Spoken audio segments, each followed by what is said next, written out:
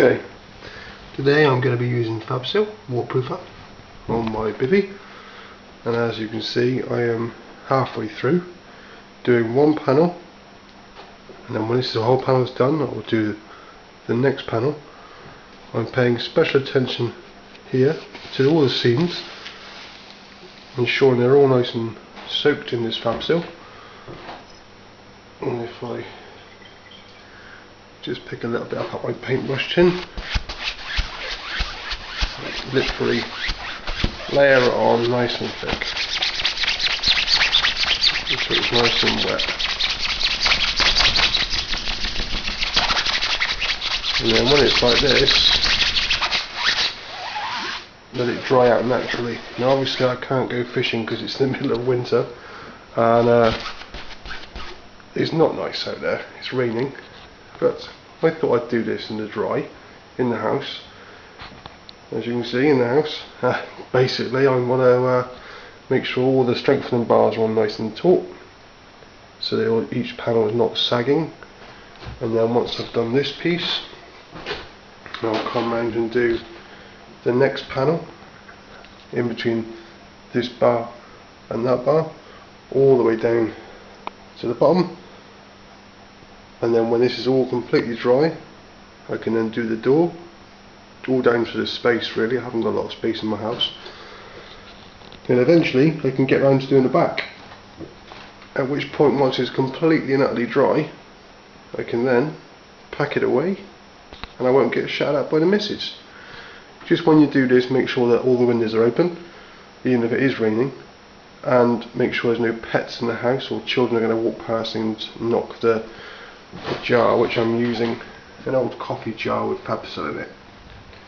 Fabsil recommended by all Bivvy users, as it does stop the rain completely. Okay, so now we're getting a bit further into it. As you can see, I've done this entire panel. I've started on the other side and I'm halfway across this one. Now, what I'm finding from experience of doing this many times before, as I'm brushing it,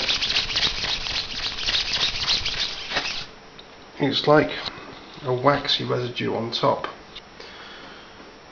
Just here, I don't know if you can see that. It's a bit of waxy.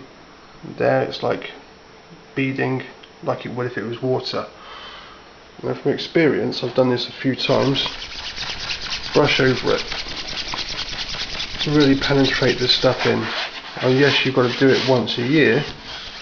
And if you don't know when your Bivvy was last done, what he's doing anyway.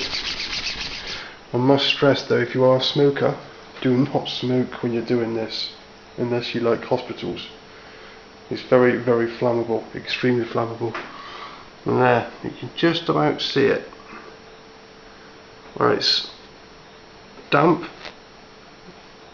semi-wet, soaking. Now you need it to be soaking. And then just brush over and really brush it deep into the actual material. Otherwise, I've found this before, when you don't do it, it just doesn't work and you get like a wet patch dripping through on a nice cup of tea with a drip on your head, which isn't that nice after all.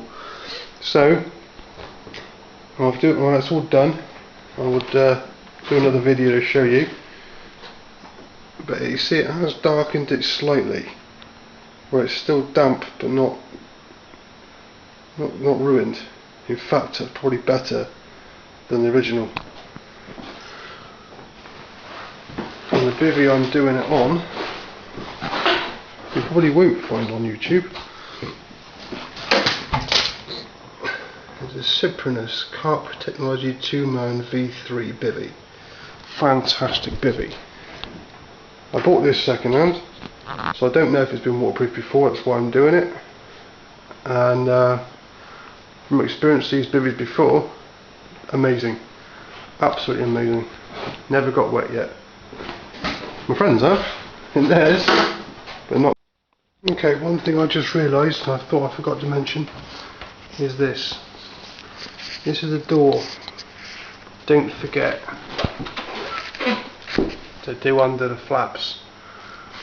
Admittedly, rain will come down, but there's a seam. If there's a seam, I don't know if you can see that. There's a seam, it does need to be sealed. You can buy fabsil in a spray can, but really I wouldn't bother.